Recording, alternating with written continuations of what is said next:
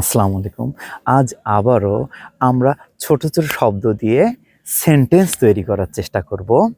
তো এখন যদি বলি যে মা রান্না করেন, ইংরেজি কি? Mother cooks. মা খাবার রান্না করেন, একটু বাড়িয়ে দিলাম, মাদার কুকস ফুড।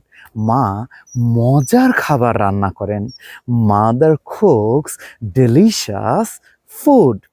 এখন যদি আমরা বলি মা প্রতিদিন মজার বিভিন্ন ধরনের খাবার রান্না করেন, mother cooks various kinds of delicious food everyday.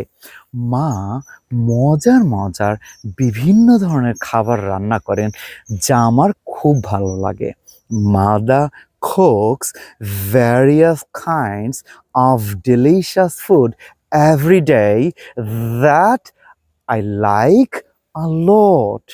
তো এমন করে আমরা ছোট্ট ছোট্ট শব্দ দিয়ে সেন্টেন্স তৈরি করব এবং সেগুলো আমাদের ব্যবহারিক জীবনে ব্যবহার করার চেষ্টা করব। ভালো থাকবেন সবাই।